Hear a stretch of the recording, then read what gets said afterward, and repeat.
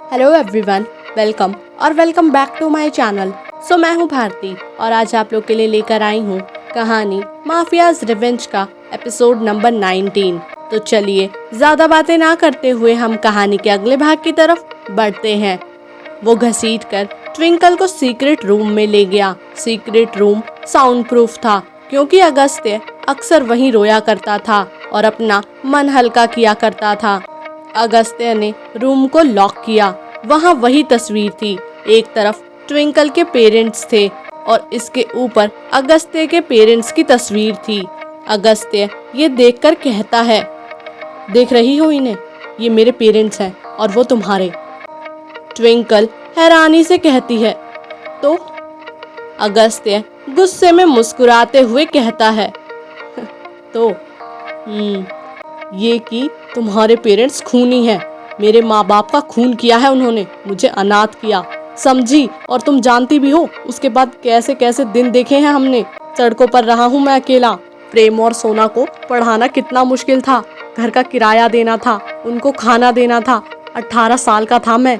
कैसे किया पता है तुम्हें मैंने ये सब कुछ? जानती क्या हो तुम, क्या दिन देखे हैं मैंने तुम्हारे उस बाप और तुम्हारी माँ की वजह से। ये सुनकर ट्विंकल जलती आंखों से उसे देखते हुए कहती है, बस बहुत हो गया। और कितना गिरोगे? कुछ नहीं मिला तो मेरे माँ बाप पर इल्जाम लगा रहे हो? अरे तुम जैसा घटिया। अगस्त्य ने गुस्से से ट्विंकल के दोनों गालों को पकड़ा और कहा, अच्छा तो तुम्हें ये हजम नहीं हो रही ना बात कि तुम्हारे माँ बाप खूनी हैं? वैसे भी सच्चाई को मशाल जो हाथ में लिए फिरती हो। ट्विंकल ये सुनकर कहती है, मेरी मरी हुई माँ पर इल्जाम लगाते हुए तुम्हें शर्म नहीं आ रही? और मेरे पापा जो कितने सालों से पैरालाइज हैं, हॉस्पिटल में हैं, उनके बारे में तुम?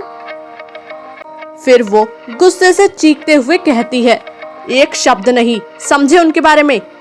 अगस्त्य ये सुनकर कहता है, अच्छा और मैं जो बोल रहा हूँ वो सच निकला तो?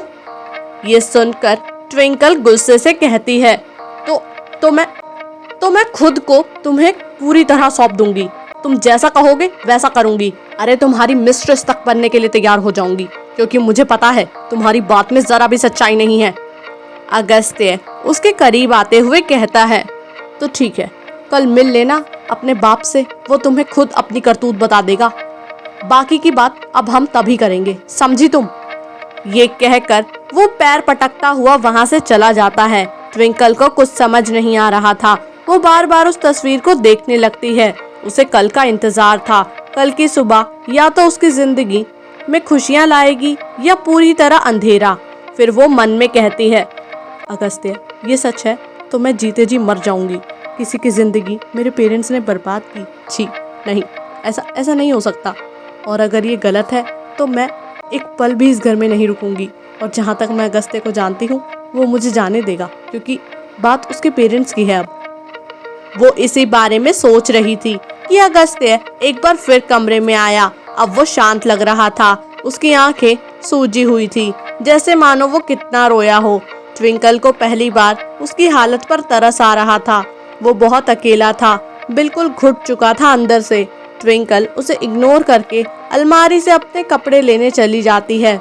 अगस्त्य उसका हाथ पकड़ लेता है और उसकी आंखों में देखते हुए कहता है, आई हेट यू।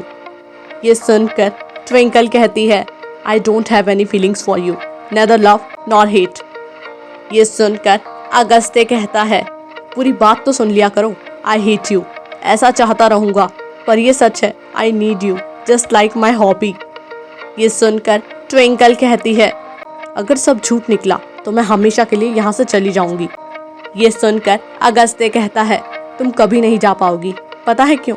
क्योंकि यही सच है ट्विंकल। और इस बात में अगर थोड़ा भी शक होता मुझे तो मैं कभी तुम्हारे जाने की बात पर हामी नहीं भरता, क्योंकि जानती हो तुम कि तुम क्या हो मेरे लिए। ये सुनकर ट्विंकल कहती है, कुछ नहीं हूँ, कुछ भी नहीं, समझे? हाँ, बदला लेने की चीज हूँ। ये सुनकर अगस्त्य कहता है, अब तुम्हारे पैरालाइज बाप और मरी हुई माँ से क्या ही बदला लेता। वो थोड़ा सख्ती से ये बात बोला। ट्विंकल एक बार फिर चिल्लाते हुए बोली, बस अगस्त्य चुप हो जाओ, कल सब क्लियर हो ही जाएगा। अगस्त्य उसे अपने पास खींचते हुए धीरे से कहता है, जब सच पता चलेगा तो हिम्मत रखना, जरूरत पड़ेगी तुम्हें। और एक बात और, ये लिपस्टिक साफ कर लो, पूरे दिन से होठों पर है तुम्हारे।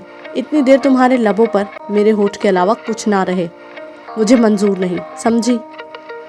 दरअसल अगस्त्य ट्विंकल को ज्यादा देर लिपस्टिक नहीं लगाने देता था क्योंकि उसे जलन होती थी।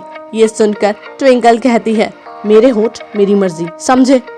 ये कहकर ट्विंकल वहां से जाने को हुई तो ट्विंकल को अगस्त्य ने बेड पर पटक दिया और खुद उसके ऊपर आ गया। अगस्त्य कहता है, ठीक है, तुम अपने नाजुक हाथों को कष्ट मत दो, मैं हूं ना तुम्हारी हेल्प करने के लिए। इतना कहकर वो उसके होठों को इस तरह से किस करने लगा कि ट्विंकल की लिपस्टिक छूटने लगी और कुछ देर बाद वो गायब हो गई। ट्विंकल उसे घूरने लगी। अगस्त्य जो किस करके उसके ऊपर से हटा ही था, उसे देखते हुए कहता है, तुम क्यों इतनी टेस्टी हो, क्यों? तुमसे नफरत करता हूँ, फिर भी बार बार तुम्हें देखकर पागल हो जाता हूँ। क्यों इतनी सुंदर हो, क्यों मुझे काबू नहीं करने देती खुद पर, क्यों मेरे दिमाग दिल पर कब्जा कर लिया है तुमने। ट्विंकल बिना कुछ कहे उठकर जाने लगी तो अगस्त्य ने उसे अपनी तरफ खींचा और उसकी गर्म सांसें ट्विंकल के कंधों पर महसूस होने लगी, जिससे ट्विंकल समझ गई कि अगस्त्य क्या चाहता है। वैसे ट्विंकल कितना भी मना कर ले, पर वो भी अगस्त्य से बहुत प्यार करती थी और अगस्त्य का ये पागलपन उसे पसंद था। उसने अपने कंधों पर कुछ गीला महसूस किया तो उसकी तरफ देखा, ये अगस्त्य के आंसू थे। उसने अपने अंगूठे से उसके आंसू पोंछे। अगस्त्य ने उसे गोद में उठाया और बेड पर लेटा दिया। ट्विंकल ने भी लाइट्स ऑफ कर दी।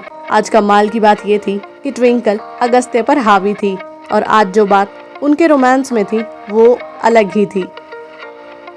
आगे क्या हुआ ये जानने के लिए तो आप लोगों को नेक्स्ट एपिसोड का वेट करना पड़ेगा। उम्मीद करती हूँ कि आप लोगों को ये एपिसोड जो है वो पसंद आया होगा। बाकी इस कहानी के साथ ऐसे ही बने रहिएगा। बाकी जब तक नेक्स्ट एपिसोड आता है तब तक के लिए बाय एंड टेक केयर।